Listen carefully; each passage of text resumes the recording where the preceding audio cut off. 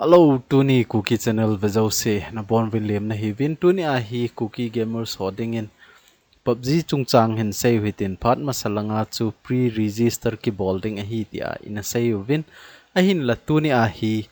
pre-register ki bol jawa install thein a hung ta en ni chi chu I to bangham ti anaviau hitin apan le gameplay ho jong hin bet sa ingatin global version ko na account ho chu na de ai le hichiwa ko na chu to a better ground mobile india a hi iti transfer ding ham ti ho chan ge yong kan bet sa ding a hi in hi cho chu na vet nom vai le hi chi hoita na ve leu chun nang hon chong aba nei cha hi cho chu nan bol theyu na account ho global account chu na de ai le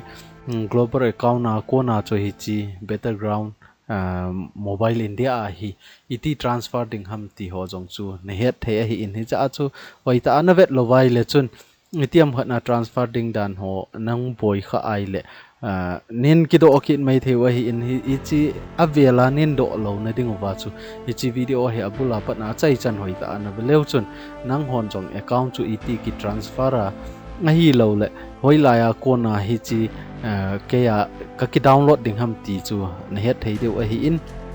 ana veleu chun nang hon play store a chu chi leu chun a khen khat chu tua download thei jong no mai thei wa hi ta in a khen khat chu download thei nai lo jong no mai thei wa hi in hi cho chu hoi la ya ko na ke play store a ki download thei nai poi na ti vai jong la hoi la ya ko na ki download ding ham ti ho jong chu in sai deu wa hi in hi chi video hi abula pa na a chai chan hi ana vele chun nang dinga jong na phathum na hi ding a hi tu hin beu hitin aban bana a gameplay ho jong neu cha chain bet sa in katin hin la detail ta awang chu hung ki bet sa lo ding a hi in aji chu hi chiwa hi PUBG anaki chim khalo lai ho chan geya jong hoita na first time install a hi ai jong le instruction abona masanga PUBG hong pot til to banga chu na bol thei a hi in hi chiwa hi PUBG hong pot tila chu ehon OBB file zong aban le APK file zong ki download ji a hin hi chu to banga chu to a India version zong hi chi to banga chu hi in tu le tu a hi nangin zong ki download ing ne ti ai le chun OBB file Android na chu hung lut ding a hi in aban le APK file zong na download ngai a hi hi chi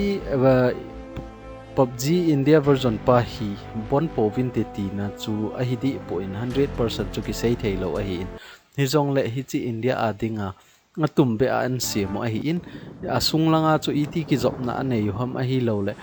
I to banga ling anei na lai ham ti ho chu ki sei thei nai lo a hi in ama o hin a hin bon no mo vai zong le sung lang hi an hiat do ke no vai le itiam khatna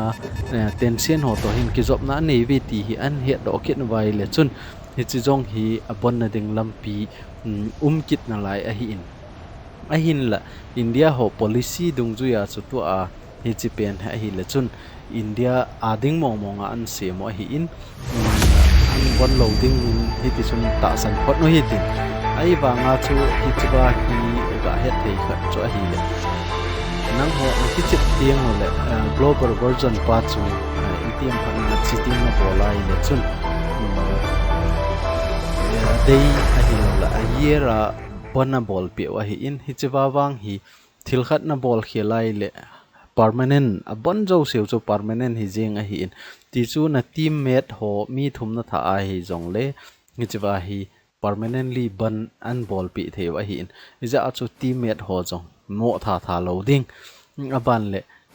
third party apps ho jong ja loading a hi za ai le chun hi chiwa account khat be a bon chu permanent a ban jeng wa hi in aban la rules tampi jong umin hi cho jong chu nang hon het nom vai le private policy ho chu hoita an sim leu chun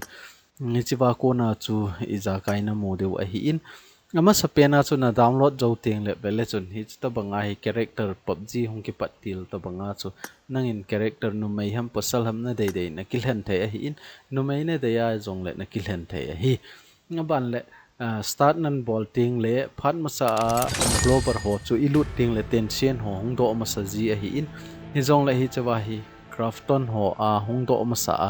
hi chiwa ko na hi Eima India mi ho boarding a hi ni chiwa thil kiji ho hi hoita na simji de wa hi join na kimi khialai le chun ATM khatna 18 years above a jong chun na kimi khialai le chun ni khatna pungthom bo na khichip thei ding tina a hi hiza achu hi chiwa option hung ki pe ho a hi lowai le notification ho hung ki pe ho announcement hung ki pe hoi hoita ana vet deu a hi in hi chiwa jong hi vele chun na lut til la chu account transfer na bolding ham na bol loading ham ti hon ki dong ding a hi in hi jong le hi chawa hi transfer ding langpang chu na seida phot no hitin hi chi ignore an bol phot no hitin zo lang le transfer ding dan ho jong chu kan sei tho tho ding a hi in ngai jong le abul pe na chu a transfer nom nai lo ho a hi lo le a transfer lo ho dinga chu et bolding ham ti chu same saw hitin chi ho hi hoita announcement ho chu ve win lang nano mai le chi Facebook to jong na link thei ai lo ai le Twitter to jong na link thei hi na global version pa chu ep account to na link ham hi chi dung ju ya chu hi ni chi ka sei pen chu 18 years chung lang na hi ai le hi chu bai na chi thei ngai hi tiam phana na select khialai le phat masalanga jong chu chi policy an khial vin hi le mi tampin anaki mi khialoi om vin ni khana pung ka ani khial ki chem theilowa ana boy zong hi ven hi chi khial na dinga chu ni som ko nga ngai ti hol ji a hin ni za a chu hoita a announcement a hello le notification an pi ho hi hoita isim phot deu aban le yes or no chu imi ji deu a hi a khuti lowai le ki mi khial nom a hi in khat veinan download jowa chu start na bol te ngai hi ama hon instruction na pi dung zoi wa chu na mi phot lo wai le option dang chu ki me thei lo a hi in to a jong hi ke a option dang a ki me thei lo za chu ni chwai ki lut na hi in to a hi ana veleu hen hi chwa jong hi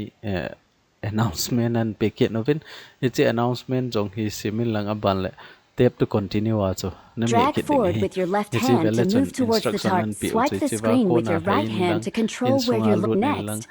Pick up the firearm. Pick up the ammo. Basic There's ho the hoi ta target. an hil Tap in right na khut fire na mi button. na dik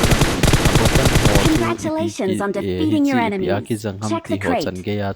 Pick up the hil scope. phot no he in ni chi training type ma hi The enemy is too far. Use the sight. Tap left fire button to shoot. Hoti lo vai le chun nang chu aban na chal lo chei You ja took chu them down. instruction pi Nice dung work. chu ya hi Stop aiming down this. Great aban work. bana chu hi Let's ta take chu a look at the step step rewards. mana chi Check ding the crate. hi chi Pick ba up hi the create supplies. open Health bowling recovery lang items can aban le restore ki health. healin ati so ki heal ding hi na ki heal lo vai le aban option pa hong do okil lo di sei ja The chu bandage can only restore up to 75 points of health. The blue zone has 75% appeared. heal Tap the map to check the blue zone. The flashing blue, the flashing yellow area is the current. The flashing white area is the next. The blue zone will expand. Tap the button to close the map. The play zone is about to shrink. Get to the play zone as soon as possible. You've made it this far. Finish off the rest to claim victory.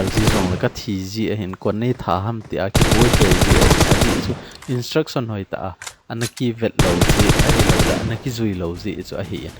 chu ai chicken dinner Congratulations on completing this training.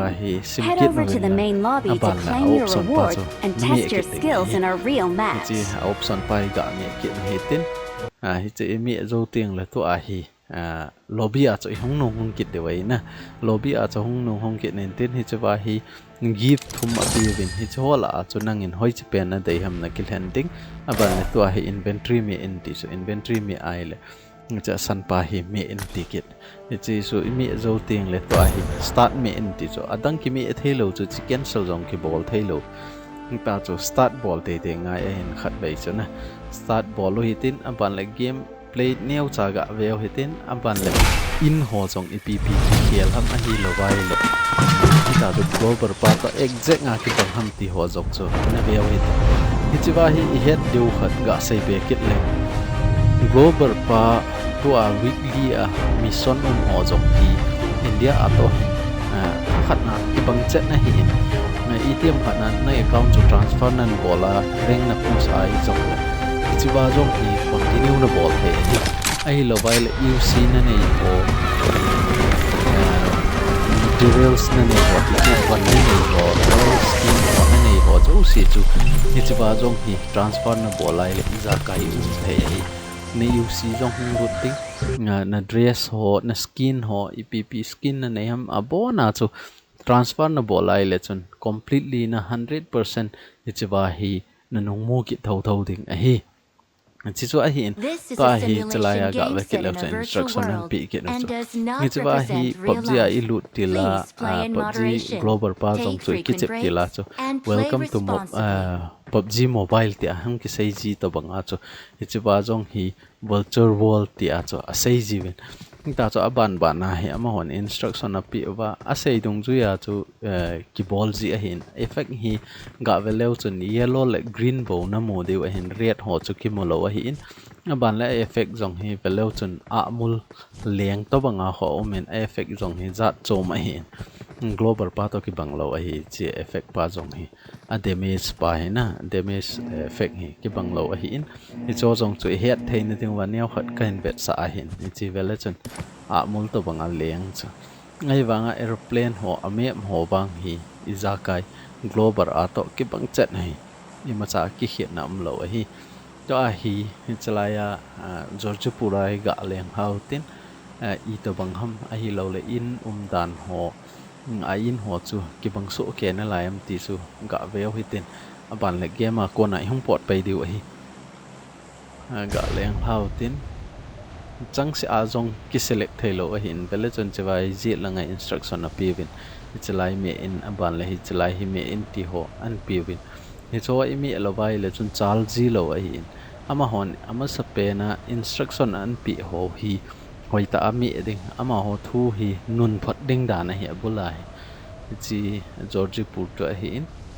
tai kilian ha hin in neo langa ga chu ten koi hongam anung langa khomi khat hong hen squad khat anung langa hong hen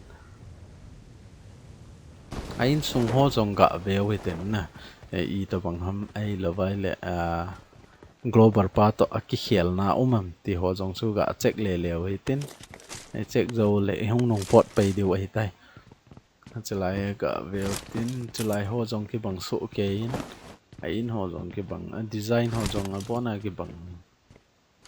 zakai hi global to aki khit na umbi se lo hi chalai ong ga veket heten cho jong hi ki bang so ke hin a hin la to a hi ke a hi a setting ka khel nai lo je a chu a control hi neu khat a ha jep na lain a ji chu hi to banga control he anaki bol lo a hi in a control ho jo se anaki khel ai tan global a izakai 100% injawa chu global a kona chi Indian version a he nan transfer thai a hi katia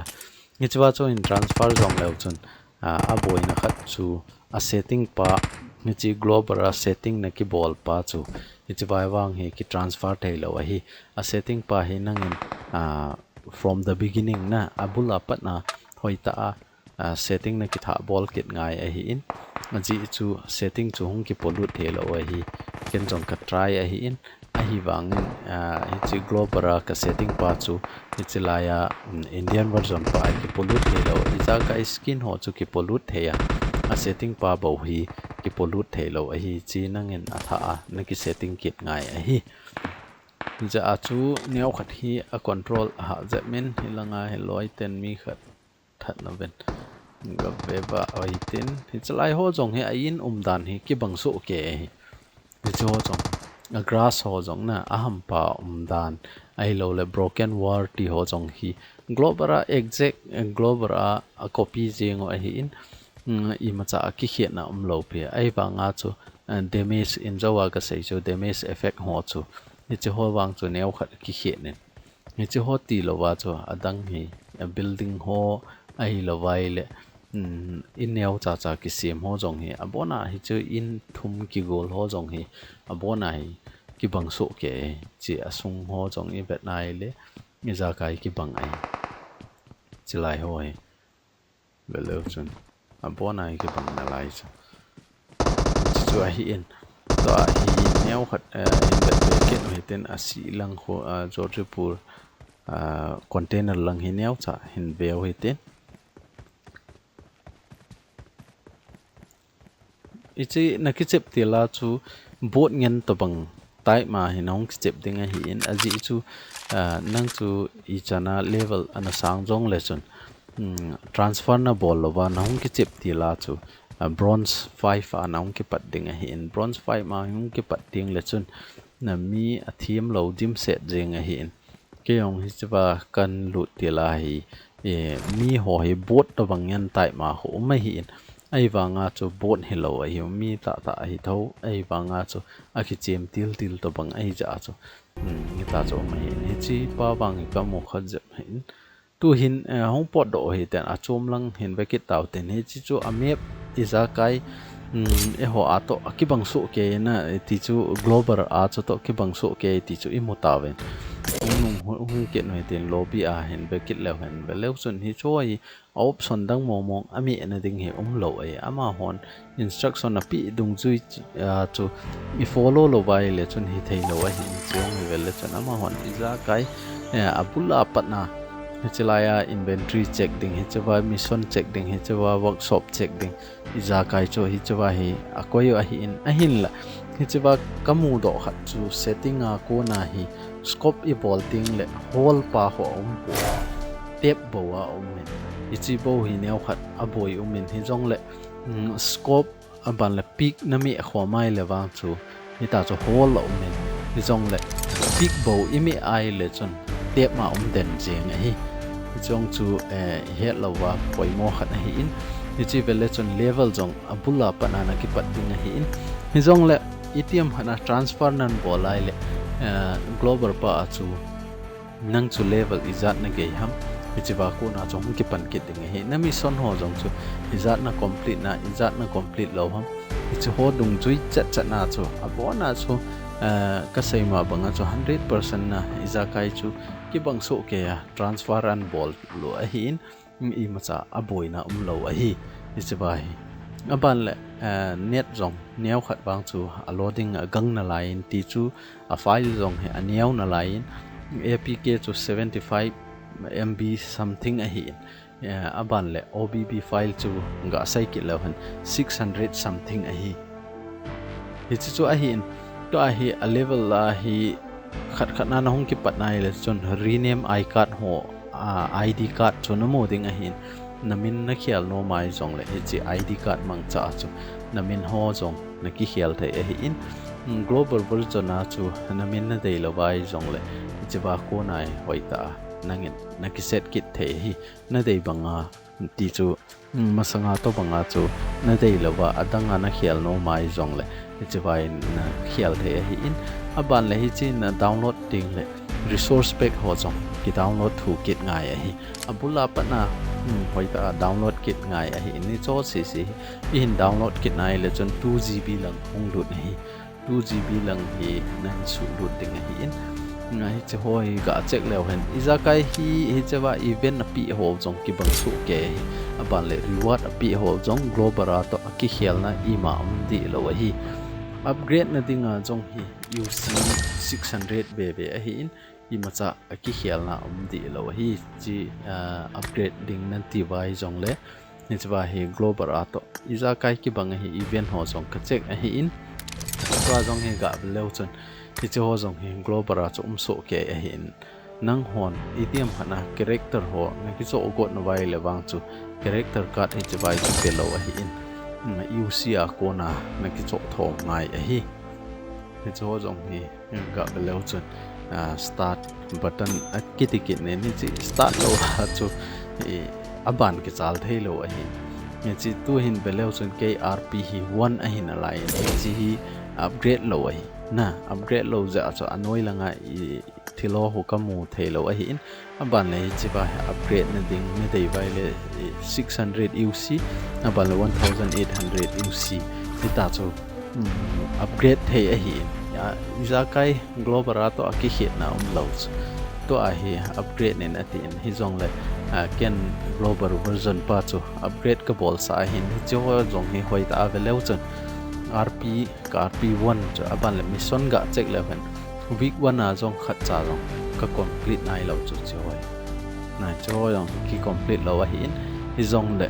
hi cho zong hi account chu transfer hin bol lo hitin transfer hin bol zo tiung le rp zong kalam a hi lawai le uc umam ti ho chu waita in bet kit de hi chilai hi setting ka check na chu a hi in chi achungai vele chon account transfer kit ta so chi account transfer kiti na pe na hi nano mai le na lut the hi in ai lawai le anoya hi link zong na bol the hi nano mai la atha na hi ai le na account to ni ta chu social media ho facebook twitter ti ho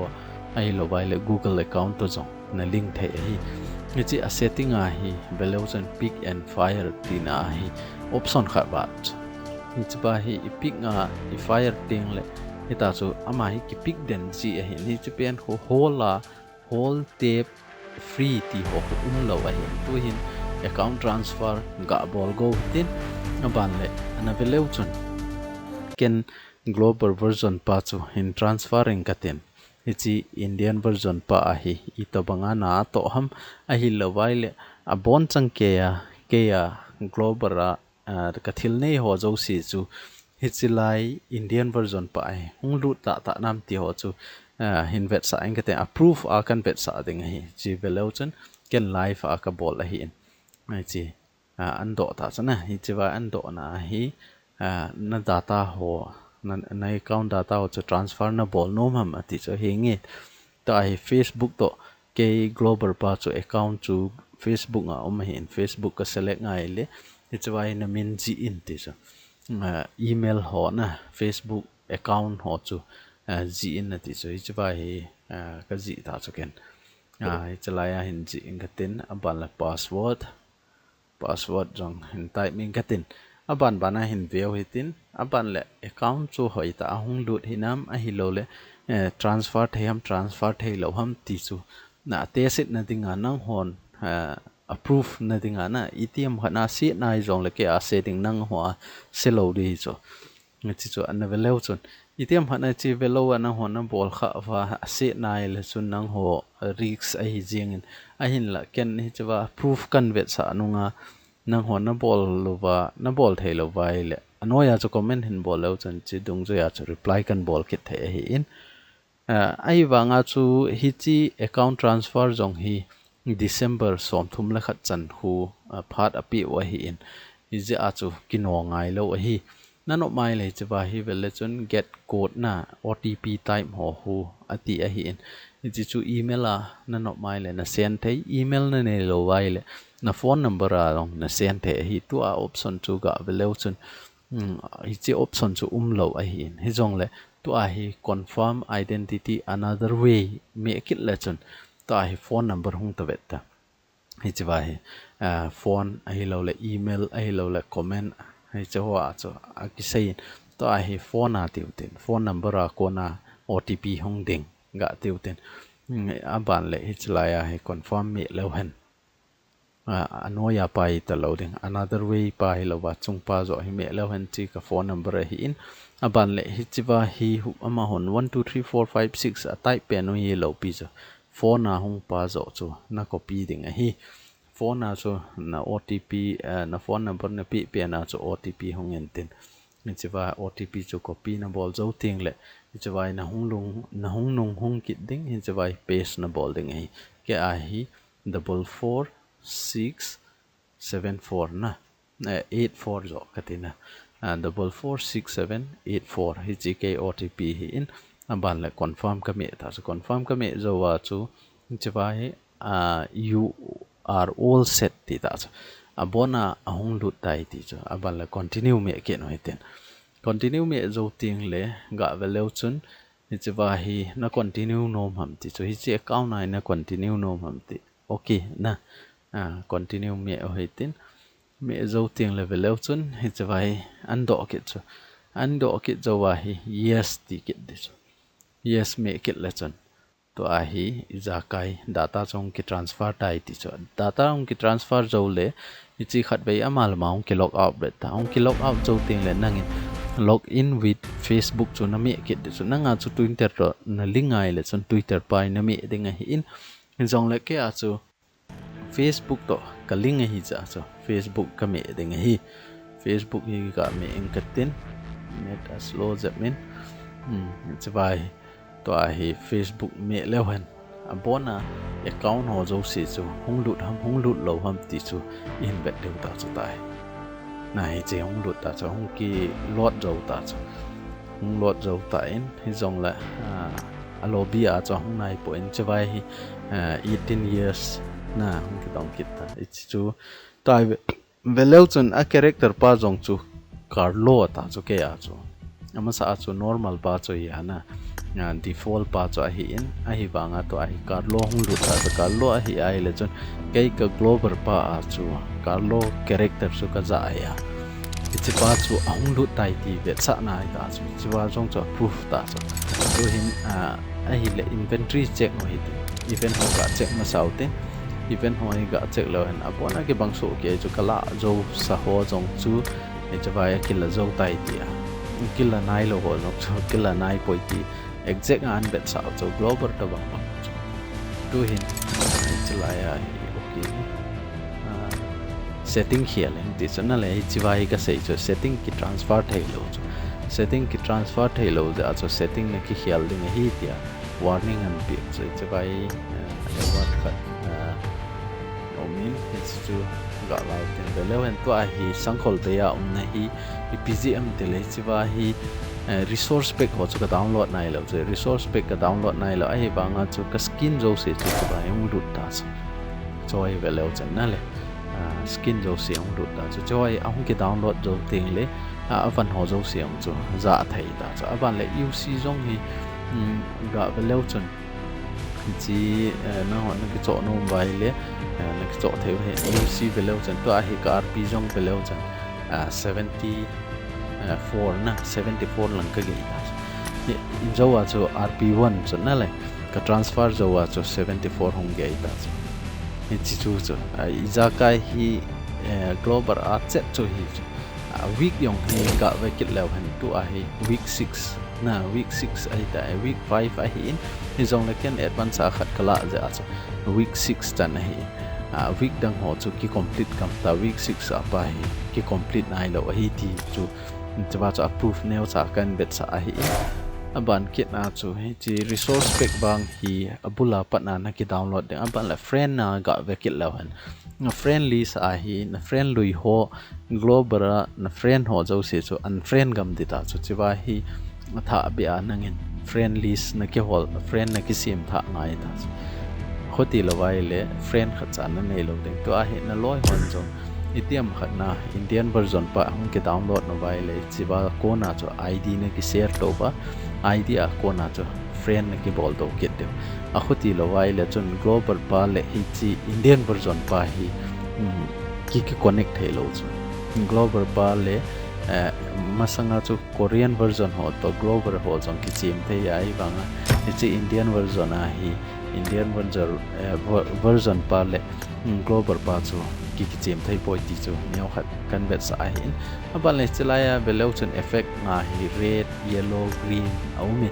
ai wanga choi function lo chu green le yellow bo function chu chi Indian version pa ichi chu hiat them so ke diu ka ta sanin aban le ichi Indian version a graphic a hi 90 fps chu hung nai lo chi chi ba jong ma ultra san bo hung na lai a hi in itiam khana nang ho iPhone ho na nei wa iPhone ha dinga support an chi mobile le bang chu ichi ba jong hi hung ding a hi in hi jong le niaw cha cha update an bol de wa hi na me cho chu inga u ngai hi aban le chi setting ga vel leo han control setting a hi chi le chu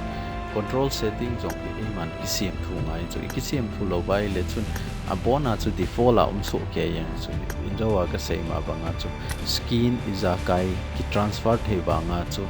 hi chi hi setting pen hi ki transfer the lo wa hi tu hin global pa ga che kit no hi tin account pa chu ga ve kit leo han cái account pa ka transfer zo ta cho na Indian version pa cho Indian version pa ka transfer zo wa chu to a hi global version pa cho kinung lut ki them ti ga veo hitin he chi global pa cho hin tension game ki ta cho na le ngi chi pa hi global pa ka hon kit hi in aban le sim account ti chu account ke banga chu inung lut kit de wa hin hi thei lo ham global pa jong uma a hi lo le Indian pa jong chu Indian version pa jong chu ham ti chu ki chem thei ham ti chu ani ni a chu jing na lai ham ti chu ga velo hen chwai login bolo itin Facebook a kona global pa chong ta ka login pa hi za a chu hi chwai hi player unknown battleground tia ki ji hi hi chwai vele chun nay account zo si chu migrate aki bol tai another account na ti chu na ati ai le chun hi chi account na chu ki chem thei ta lo ti na chu global pa hi ta loading to ai ki chep no mai le Indian version pa chu ki chep de ta chu chi chu approve kan bet sa hi in itiam hana na hon jong play store ka munai poina ti wa gang thailam pe na ka ki download no me na ti wa le description na cha na velo chan a link description na chen ping ka tin chiwa ko na chen na ki download thei wa hi chi chan chui tan te ka ki pa e